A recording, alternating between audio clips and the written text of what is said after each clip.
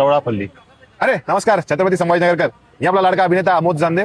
आज मी आलोय चवळापल्ली हे फूड ट्राय करायला आपल्या छत्रपती संभाजीनगर मध्ये.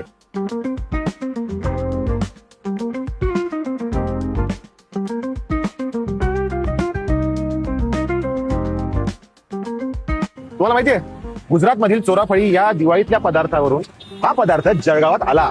त्याचा आकार लांब शेंगेसारखा फुगत असल्यामुळे जळगावात त्याला चवळापल्ली असे म्हणतात. 1998 साली जळगावमध्ये याचं व्यापारीकरण सुरू झालं. तर तुम्हाला आता प्रश्न पडला असेल की आपल्या छत्रपती संभाजीनगरमध्ये कधी आलं, तर 2010 ते 2012 दरम्यान पॅकेज फूड यामध्ये ते आपल्या इथे आलं होतं. पण त्यावेळेस कोणाला एवढं आवडलं नाही किंवा कोणापर्यंत ते पोहोचलं नाही.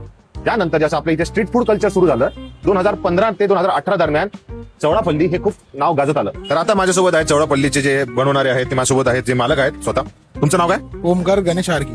ओमकारजी, मला सांगा की याची मेकिंग कशी असते बरं, थोडक्यात सांगाल का? हो, आपलं याच्यामध्ये मैदा असतो आणि चवळीचं पीठ असतं. ओके, मैदा आणि चवळीचं पीठ असतं. मैदा थोडा जास्त असतो, चवळीचं पीठ कमी असतं. त्याला मिक्स करून त्याला तेल वगैरे टाकून तळतात.